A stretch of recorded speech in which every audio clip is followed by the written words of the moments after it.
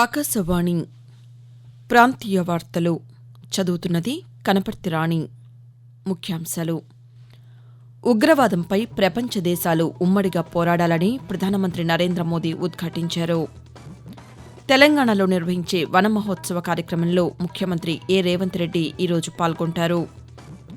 కూటమి ప్రభుత్వం ప్రజల సంక్షేమానికి అధిక ప్రాధాన్యతనిస్తోందని ఆంధ్రప్రదేశ్ పరిశ్రమల శాఖ మంత్రి టీజీ భరత్ పేర్కొన్నారు. పరిశ్రమల ఏర్పాటు ద్వారా స్థానిక యువతకు ఉపాధి కల్పించేందుకు చర్యలు తీసుకుంటున్నామని ఆంధ్రప్రదేశ్ మంత్రి కొండపల్లి శ్రీనివాస్ తెలిపారు. ఇంగ్లాండ్తో జరిగిన రెండవ టెస్టు మ్యాచ్లో భారత్ 336 పరుగుల తేడాతో విజయం సాధించింది. వార్తల వివరాలు. ఉగ్రవాదంపై ప్రపంచ దేశాలు ఉమ్మడిగా పోరాడాలని, ఉగ్రవాదులపై ఆంక్షలు విధించేందుకు ఎంతమాత్రమూ సంకోచించకూడదని ప్రధానమంత్రి నరేంద్ర మోదీ ఉద్ఘాటించారు. బ్రెజిల్లోని రియో డి జనీరో నగరం వేదికగా నిన్న ప్రారంభమైన బ్రిక్స్ శిఖరాగ్ర సదస్సులో ప్రధానమంత్రి ప్రసంగించారు. ఉగ్రవాదం నేడు మానవాళికి అత్యంత తీవ్రమైన సవాలుగా మారిందని అన్నారు. బ్రిక్స్ సభ్య దేశాలు ఉగ్రవాదం, దాని మద్దతుదారులకు వ్యతిరేకంగా సమిష్టిగా పోరాడాలని పిలుపునిచ్చారు. మానవాళి సంక్షేమానికి శాంతి మార్గం సరైన ఎంపిక అని భారతదేశం దృఢంగా నమ్ముతోందని అన్నారు.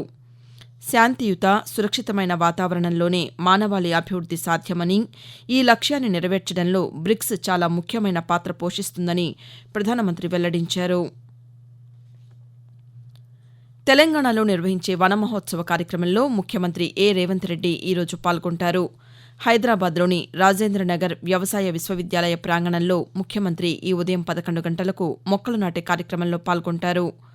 రాష్ట్ర వ్యాప్తంగా ఆయా జిల్లాల్లో మంత్రులు, శాసనసభ్యులు, స్థానిక ప్రజాప్రతినిధులు ఈ కార్యక్రమంలో పాల్గొంటారు. వన మహోత్సవంలో విద్యార్థులను భాగస్వాములను చేసేలా ఒక విద్యార్థి ఒక మొక్క కార్యక్రమాన్ని రాష్ట్ర ప్రభుత్వం నిర్వహించనుందని అధికారులు వెల్లడించారు.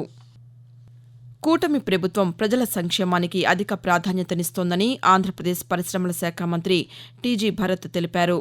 సుపరిపాలనలో తొలి అడుగు కార్యక్రమంలో భాగంగా ఆయన నిన్న కర్నూలులో ఇంటింటికి వెళ్లి ప్రభుత్వ పాలనా తీరును అడిగి తెలుసుకున్నారు. అనంతరం మంత్రి పాతికేయులతో మాట్లాడుతూ, పెన్షన్స్ ఇష్యూస్ చాలా మంది కంప్లైంట్ చేయడం జరుగుతోంది. అవి కూడా మేము step by step sort out చేస్తామని హామీ ఇవ్వడం జరుగుతోంది. ఎవరైతే ఇంట్లో స్పౌస్ చనిపోతే అది కూడా ఒక పద్ధతి ప్రకారము ఎవరెవరు ఉన్నాయో తీసుకొని అవి సార్ట్ అవుట్ చేస్తా ఉన్నాము. ఇల్లు లేని వాళ్ళకంతా కూడా హామీ ఇవ్వడం జరుగుతోంది. ఖచ్చితంగా నెక్స్ట్ 4 years లో కర్నూలులో ఉండే నివాసులు, ఇక్కడ సిటిజన్స్ కి ఇల్లు లేదనేది లేకుండా చూసుకునే బాధ్యత మా ప్రభుత్వం పైన ఉంది. పట్టా గానీ, టిట్కో హౌసెస్ గానీ ఇట్లాంటివన్నీ సార్ట్ అవుట్ చేస్తాము. ఆంధ్రప్రదేశ్లోని నెల్లూరు నగరంలో బారాషాహీద్ దర్గా వద్ద రొట్టెల పండుగ నిన్న ఘనంగా ప్రారంభమైంది.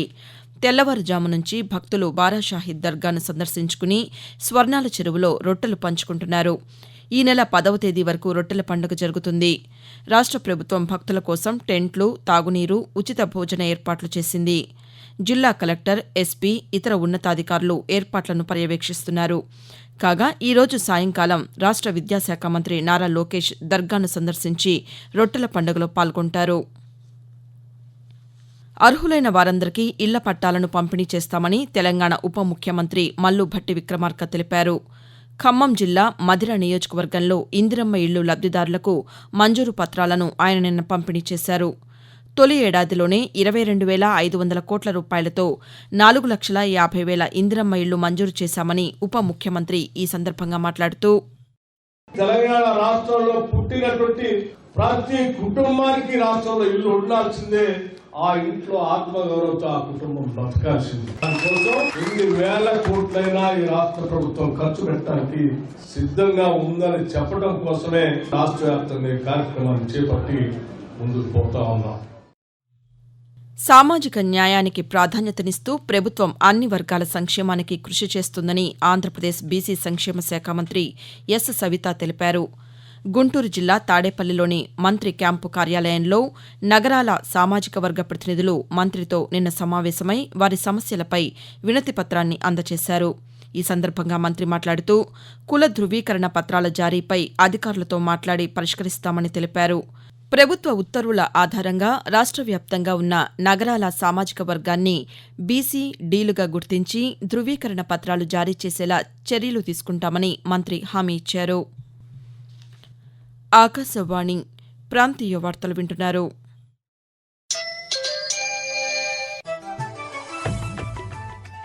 నిరంతర వార్తా విశేషాల కోసం న్యూస్ ఆన్ ఎయిర్ యూట్యూబ్ ఛానల్ను, newsonair.gov.in వెబ్సైట్ను, ట్విట్టర్లో ఆల్ ఇండియా రేడియో న్యూస్ను వీక్షించండి. తెలుగు ప్రాంతీయ వార్తా విశేషాల కోసం ఆకాశవాణి న్యూస్ విజయవాడ మరియు ఆకాశవాణి న్యూస్ విశాఖపట్నం యూట్యూబ్ ఛానల్స్ను వీక్షించండి.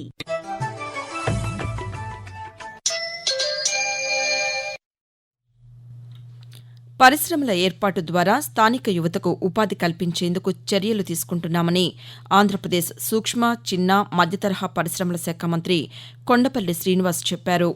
విజయనగరంలో నిన్న నిర్వహించిన పాతికేయుల సమావేశంలో మంత్రి మాట్లాడారు.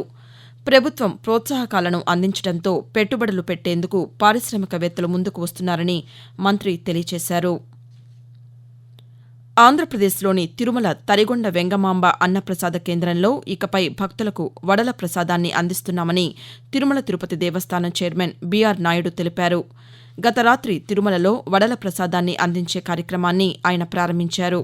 ఈ సందర్భంగా బీఆర్ నాయుడు మాట్లాడుతూ, మార్చి 6వ తారీఖు నుంచి ఈ వడలు అనేటువంటిది భక్తులకి అందజేయడం జరుగుతూ వచ్చింది. ప్రతిరోజు ప్రతి ఒక్కరికి ఈ వడలు వడ్డించడం జరుగుతుంది. ఆ సందర్భంగా భక్తులు కూడా చాలా మందిని అడిగాం. వాళ్ళందరూ కూడా చాలా హ్యాపీగా ఉన్నారు. ఇది నిరంతరం ప్రక్రియ కొనసాగుతుంది. పొద్దున్నే 11 గంటల నుంచి రాత్రి 10:30, 11 గంటల వరకు.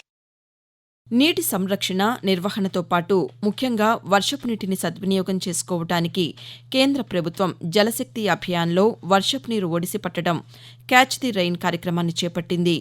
ప్రజా అవగాహన దిశగా నీటి సేకరణలో ప్రజల భాగస్వామ్యం అనే ఇతివృత్తంతో దేశవ్యాప్తంగా 148 జిల్లాల్లో ఈ ప్రచారాన్ని ఈ ఏడాది మార్చి 22 నుండి నవంబర్ 30 వరకు నిర్వహిస్తోంది. కాగా క్యాచ్ ది రైన్ అంశంపై ఆకాశవాణి విజయవాడ ప్రాంతీయ వార్తా విభాగం రూపొందించిన ప్రత్యేక కార్యక్రమం ఈరోజు సాయంకాలం 4 గంటలకు ప్రసారమవుతుంది. రైతులు పండించే అన్ని పంటలకు గిట్టుబాటు ధరలు లభించేలా చర్యలు తీసుకుంటున్నామని తెలంగాణ వ్యవసాయ శాఖ మంత్రి తుమ్మల నాగేశ్వరరావు తెలిపారు. హైదరాబాద్లో మంత్రి నిన్న పాతికేయులతో మాట్లాడుతూ రాష్ట్ర వ్యాప్తంగా 67 లక్షల బస్తాల యూరియా, 8 లక్షల బస్తాల డీఏపీ, 66 లక్షల బస్తాల కాంప్లెక్స్ ఎరువులు జిల్లా కేంద్రాల్లో అందుబాటులో ఉన్నాయని తెలియజేశారు. ఆండర్సన్ టెండూల్కర్ ట్రోఫీలో భాగంగా ఇంగ్లాండ్ బర్మింగ్హామ్లోని ఎడ్జ్ బాస్టన్ వేదికగా భారత్, ఇంగ్లాండ్ జట్ల మధ్య జరిగిన 2వ టెస్టు మ్యాచ్లో భారత్ 337 పరుగుల తేడాతో భారీ విజయం సాధించింది. 608 పరుగుల లక్ష్య ఛేదనలో ఇంగ్లాండ్ జట్టు 271 పరుగులకు ఆలౌట్ అయింది. భారత బౌలర్స్లో ఆకాశ్దీప్ 2 ఇన్నింగ్స్లో కలిపి మొత్తం 10 వికెట్లతో రాణించాడు. అంతకుముందు భారత కెప్టెన్ శుభ్మన్ గిల్ 2 ఇన్నింగ్స్లో కలిపి 430 పరుగులు చేసి భారత విజయంలో కీలక పాత్ర పోషించి ప్లేయర్ ఆఫ్ ది మ్యాచ్గా నిలిచాడు. ఈ విజయంతో 5 మ్యాచ్ల టెస్టు సిరీస్ 1-1తో సమమైంది. వాతావరణం. ఆంధ్రప్రదేశ్లోని ప్రస్తుత వాతావరణ పరిస్థితి గురించి అమరావతిలోని భారత వాతావరణ కేంద్రం అధికారి ఎల్ నారాయణ ఆకాశవాణి ప్రాంతీయ వార్తా విభాగానికి వివరిస్తూ, ఆంధ్రప్రదేశ్ మరియు యానాంలో దిగువ ట్రోపావరణంలో పశ్చిమ గాలులు వీస్తున్నాయి. వీటి ఫలితంగా ఉత్తర కోస్తా ఆంధ్రప్రదేశ్ మరియు యానాంలో ఈరోజు తేలికపాటి నుండి ఒక మోస్తరు వర్షాలు లేదా ఉరుములతో కూడిన జల్లులు కొన్ని చోట్ల కురిసే అవకాశం ఉంది. మరియు దక్షిణ కోస్తా ఆంధ్రప్రదేశ్, రాయలసీమలో తేలికపాటి నుండి ఒక మోస్తరు వర్షాలు లేదా జల్లులు 1 లేదా 2 చోట్ల కురిసే అవకాశం ఉంది. మరోవైపు తెలంగాణలోని ఆదిలాబాద్, ఆసిఫాబాద్, మంచిర్యాల, భూపాలపల్లి, ములుగు జిల్లాల్లో ఈరోజు భారీ వర్షాలు కురిసే అవకాశం ఉందని హైదరాబాద్ వాతావరణ కేంద్రం తెలియజేసింది. ప్రాంతీయ వార్తలు ముగించే ముందు ముఖ్యాంశాలు మరోసారి. ఉగ్రవాదంపై ప్రపంచ దేశాలు ఉమ్మడిగా పోరాడాలని ప్రధానమంత్రి నరేంద్ర మోదీ ఉద్ఘాటించారు. తెలంగాణలో నిర్వహించే వన మహోత్సవ కార్యక్రమంలో ముఖ్యమంత్రి ఏ రేవంత్ రెడ్డి ఈరోజు పాల్గొంటారు.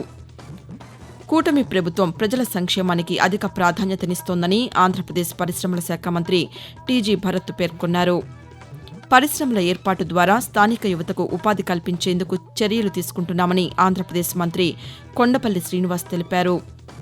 ఆకాశవాణి ప్రాంతీయ వార్తలు ఇంతటితో సమాప్తం.